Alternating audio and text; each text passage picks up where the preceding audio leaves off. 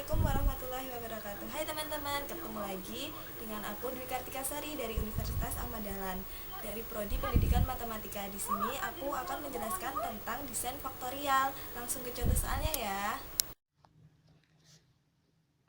Nah, di sini ada contoh soalnya, yaitu suatu penelitian mendapatkan data berupa nilai hasil belajar sebagai berikut. Di sini sudah ada datanya.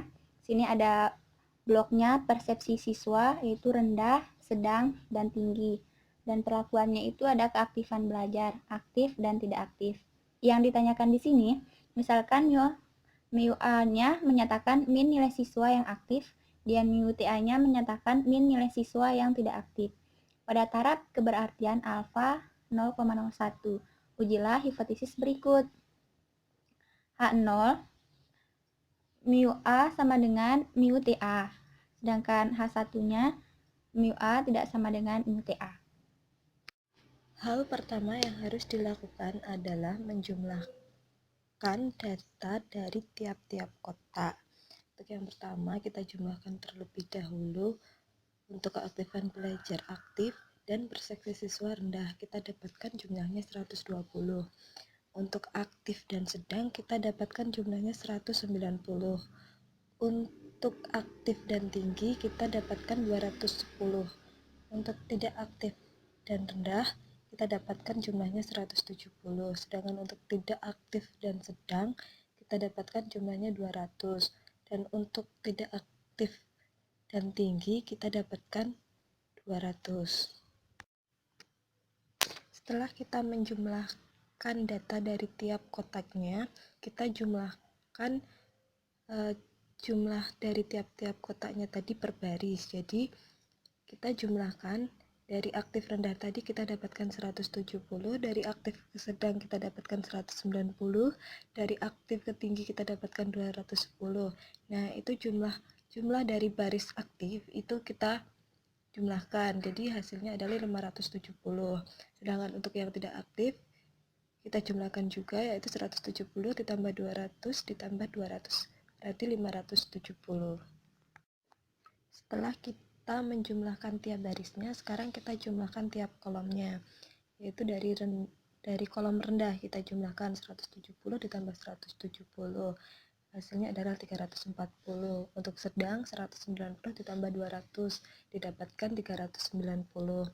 Untuk tinggi kita dapatkan 210 ditambah 200, kita dapat 410. Setelah itu kita jumlahkan semuanya, yaitu 340 ditambah 390 ditambah 410, dan hasilnya adalah 1140, sama dengan jika 570 ditambah dengan 570.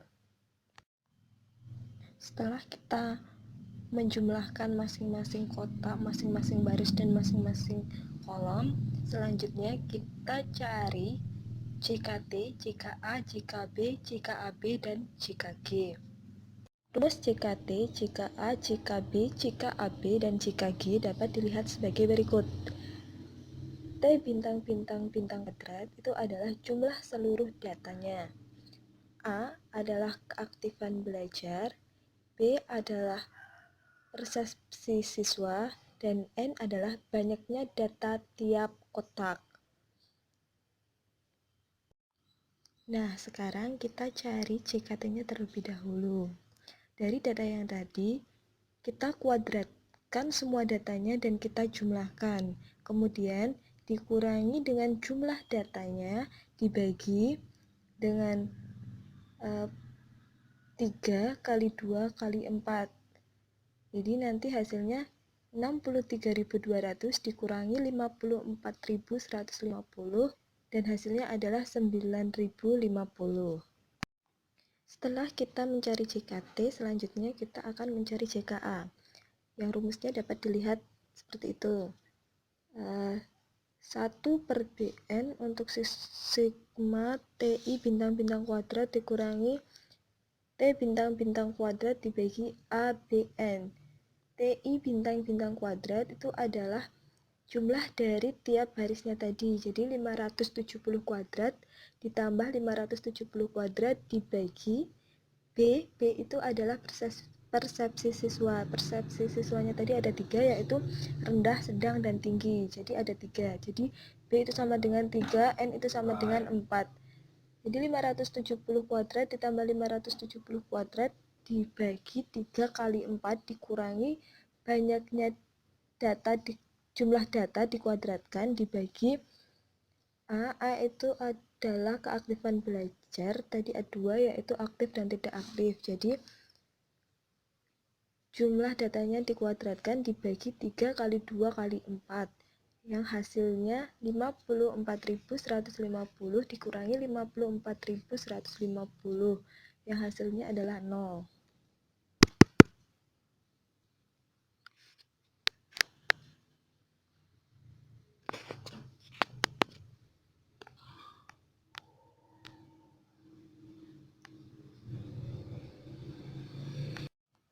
Yang selanjutnya kita akan mencari JKB dengan rumus 1/AN dengan sigma T bintang J bintang kuadrat dikurangi T bintang bintang kuadrat dibagi A BN. Seperti tadi sudah diketahui, A itu adalah keaktifan belajar, jadi A itu adalah sama dengan 2, aktif dan tidak aktif. Untuk B itu adalah persepsi siswa. Persepsi siswanya ada 3, yaitu tinggi, rendah, sedang. Untuk itu T bintang J bintang itu adalah jumlah dari masing-masing kolomnya. Jadi 340 kuadrat ditambah 390 kuadrat ditambah 410 kuadrat. Nanti akan dibagi dengan A-nya tadi 2 dikali N, N-nya 4, dikurangi jumlah semua data dikuadratkan dibagi 3 dikali 2 dikali 4. Yang hasilnya adalah 54.475 dikurangi 54.150. Yang hasilnya adalah 325.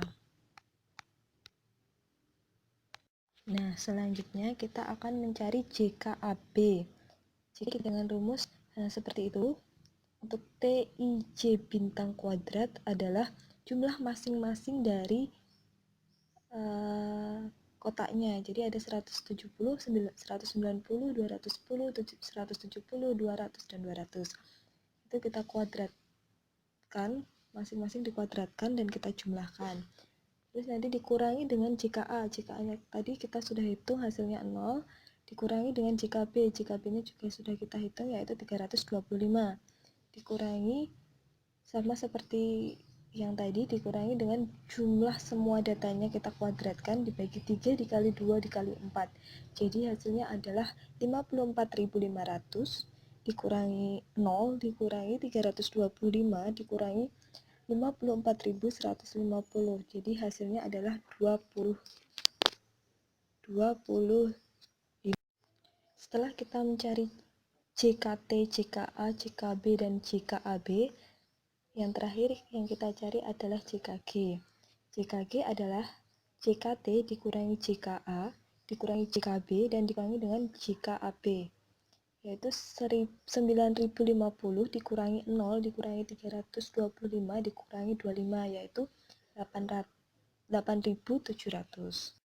Setelah kita mencari JKA, JKB, JKAB, JKG, dan JKT, selanjutnya yang kita akan membuat tabel ANOVA. Dari secara umum, tabel ANOVA-nya adalah sebagai berikut. Sumber variansi, jumlah kuadrat, derajat kebebasan, rata-rata kuadrat, dan F. Seperti itu dapat dilihat. F1 itu adalah S1 kuadrat dibagi S kuadrat. Untuk F2 itu sama dengan S2 kuadrat dibagi S kuadrat. F3 itu adalah S3 kuadrat dibagi S kuadrat. Nah, selanjutnya kriterianya adalah tolak H aksen 0 jika F1-nya itu lebih dari F alfa untuk A kurangi 1, AB kali N-1.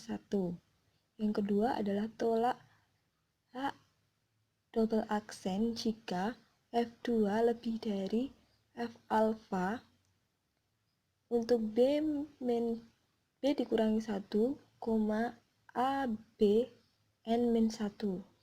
Yang ketiga adalah tolak H aksen 0 jika F3 lebih besar dari F alfa untuk A kurangi 1 dikali B kurangi 1, AB N min 1. Setelah kita mengetahui tabel ANOVA secara umum untuk desain faktorial, sekarang kita akan membuat tabel ANOVA dari soal yang tadi. Untuk jumlah kuadrat A itu 0, jumlah kuadrat B itu jadi JKB, jadi 325. Jumlah kuadrat untuk interaksi dua faktor 25. Galat jumlah kuadratnya 8700. Total jumlah kuadratnya adalah 9050. Untuk derajat kebebasan A itu adalah 1, derajat kebebasan B itu 2, derajat kebebasan interaksi dua faktor itu 2, galat derajat kebebasan untuk galat itu 18, dan derajat kebebasan untuk total itu 23. Rata-rata kuadrat untuk A itu 0, rata-rata kuadrat untuk B itu 162,5, rata-rata kuadrat untuk interaksi dua faktor itu 1,389, dan rata-rata kuadrat galat itu adalah 483,33. Nah, untuk F1-nya kita cari dari S1 kuadrat dibagi dengan S kuadrat. Jadi 0 dibagi 483,33 itu hasilnya 0. Untuk F2 kita cari dari S2 kuadrat dibagi S kuadrat. 162,5 dibagi 483,33 yang hasilnya adalah 0,336.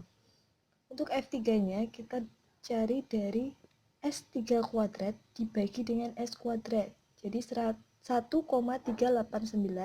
dibagi dengan 483,33 yang hasilnya adalah 2,87.